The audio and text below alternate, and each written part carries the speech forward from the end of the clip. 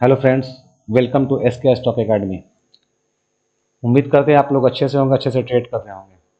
Last week में हम लोगों ने जो जो डिस्कस किए थे कि मार्केट को हर गिरावट पे हम लोग को एक बाइंग ही देखना है। लास्ट वीक में हम लोग यहाँ पे थे। मंडे के दिन आपको एक गैप डाउन से ओपनिंग होती है, प्राइस नीचे आता है। और हम लोगों ने डिस्कस किया था कि जो इस कैंडल का लो है, जिसका प्राइस था 24,320, एग्जैक्ट उसके पास से ही मार्केट यहाँ से रिवर्स हो जाता है और वहाँ से हम लोग को 500 पॉइंट का अप मूव देखने को मिलता है ओवरऑल। एक जोन था जो पुराना हम लोग का सपोर्ट का काम कर रहा था, 23,800 850।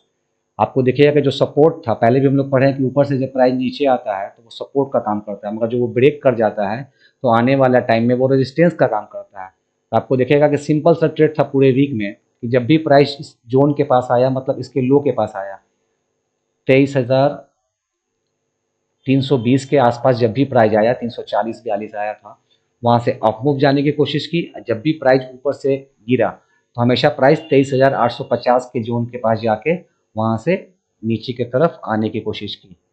पूरे वीक में हम लोग को जो भी ट्रेड मिला, ये सपोर्ट का एरिया था, यहाँ पे बाइंग करना था। ये रेजिस्टेंस के पास हम लोग को सेल करना था। स्मॉलर टाइम फ्रेम पे जो भी हम लोग को पैटर्न, अगर सपोर्ट के पास कुछ पॉजिटिव कैंडल मिलता है तो बाई का ट्रेड करना था, जो सिंपल सा लॉजिक है। और रेजिस्टेंस के पास कुछ निगेटिव कैंडल था तो हम लोग को सेल का ट्रेड करना था। तो आइए देखते हैं कि लास्ट वीक में मंडे टू फ्राइडे कौन कौन सा सेटअप स्मॉलर टाइम फ्रेम पे बना था, उस पर क्या क्या ट्रेड था। एक बार उसको देख लेते हैं हम लोग।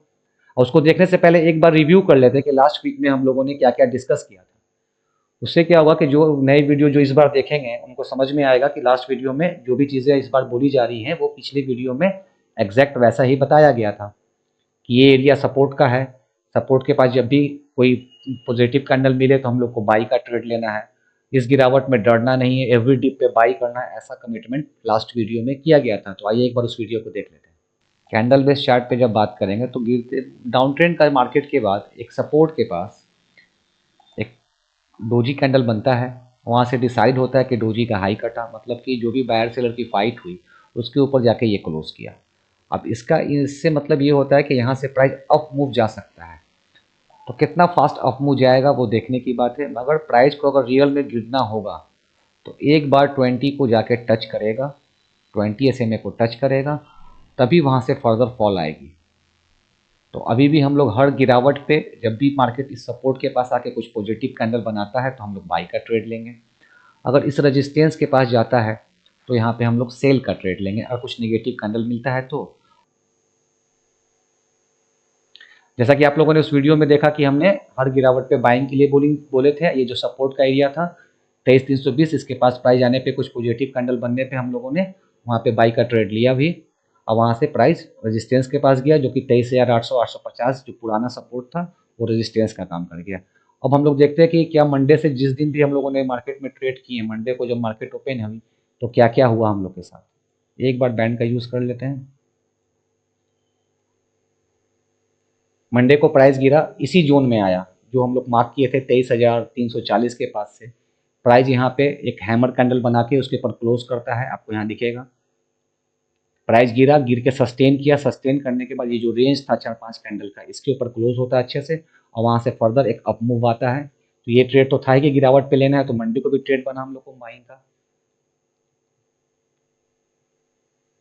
ट्यूजडे के दिन कोई खास ऐसा सेटअप था नहीं, वहाँ पे रेजिस्टेंस का जो एरिया था 800 850, तो उससे पहले ही प्राइस वहाँ पे जाके रुकने लगा, रुक के वो गिरा। तो ये कोई खास ट्रेड था नहीं। अच्छा वाला ट्रेड था बुधवार के दिन, जो ये सेटअप है अपना गैप डाउन कैंसिल का। आपको यहाँ दिखेगा कि गैप डाउन कैंसिल बना, जो कि आप लोगों ने स्टडी किया है हमारे साथ। उसके ऊपर क्लोज किया, अब प्राइस वहाँ से अप मूव तरफ गया। उसके बाद थर्सडे को भी दिखेगा हम लोग को कि गैप अप कैंसिल बना, शानदार गिरावट आई। ये लास्ट वीडियो में भी इस सेटअप के बारे में डिस्कस कर चुके थे। पिछले वीक भी बना था इसी दिन और इस बार भी बना। जब भी ये बना कुछ और साइन यहाँ पे देखना होता है जिसकी वजह से प्राइस यहाँ से डाउन आया।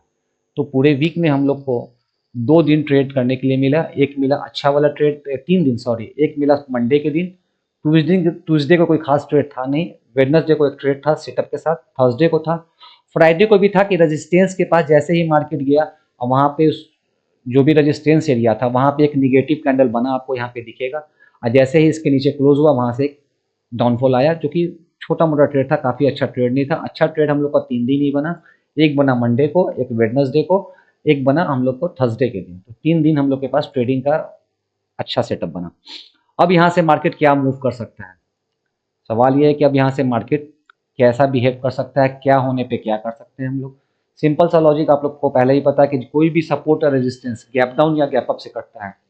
अगर आपको यहाँ रेजिस्टेंस दिख रहा है 23,850, इसका मतलब कि जब भी मार्केट उस रेंज को गैप अप से काटे, मतलब उसके ऊपर क्लोज हो या कोई सुपर कैंडल से वो कट जाए, तो हम लोग फर्दर बाई का ट्रेड लेंगे।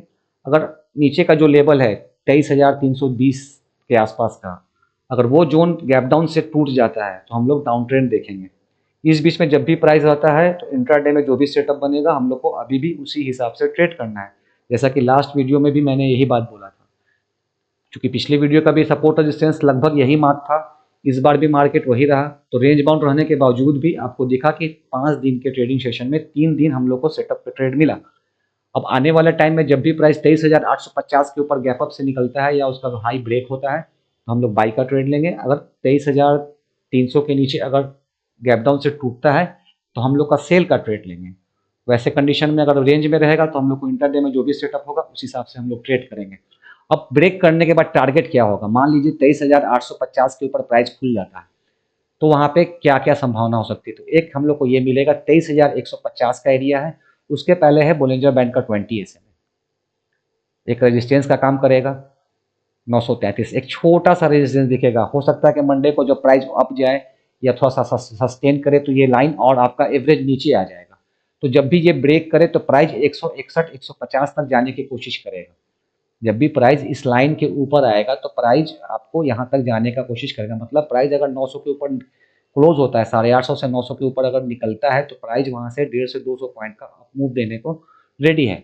और वैसे कंडीशन में अगर प्राइस इस लेवल को ब्रेक करता है तो एक तेज गिरावट देखने के लिए हम लोग को मिलेगी, जो कि आराम से 400 पॉइंट का पहला लग रहा है, दूसरा आपको वहाँ से 700 पॉइंट का एरिया हो सकता है।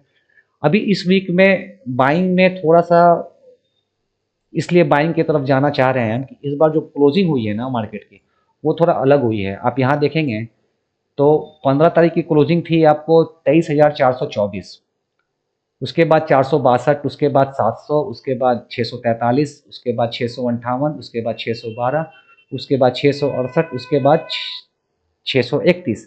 और इस बार जो क्लोजिंग हुई है वो हुई है पिछले 1 2 3 4 पिछले 8 9 ट्रेडिंग सेशन के ऊपर हम लोग क्लोज हुए हैं।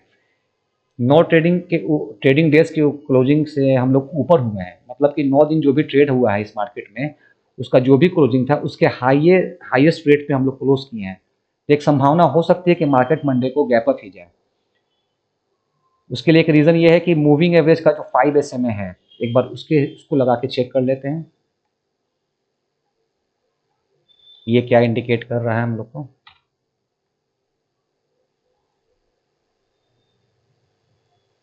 आपको दिखेगा जो प्राइस 5 SMA के नीचे ट्रेड कर रहा था, ये कल जो क्लोजिंग हुई है ना वो फुल कैंडल वो 5 SMA हाई के ऊपर क्लोज हुई है। तो एक ये भी संभावना है गैप अप होने का, मगर गैप अप होना चाहिए तो इसको 850 के ऊपर ही, नहीं तो अगर गैप अप होगा 100 पॉइंट का फिर ये जाएगा 850 के जोन में तो वहां से फिर ये रिवर्सल का ही साइन करेगा। गैप अप का मतलब कि 850 के ऊपर ये मतलब गैप ओपन ही हो जाना चाहिए। तो ये बहुत अच्छा एक हम लोग के लिए बाइंग अपॉर्चुनिटी होगी।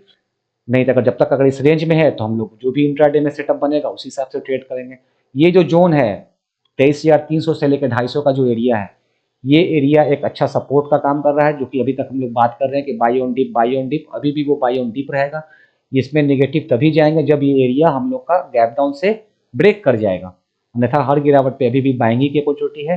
अच्छा बाइंग वाला तब आएगा जब मार्केट इसको गैप अप से ब्रेक करके ऊपर सस्टेन करेगा, तो वहां से हम लोग को 200-250 पॉइंट का अप मूव देखने के लिए मिलेगा। Thank you.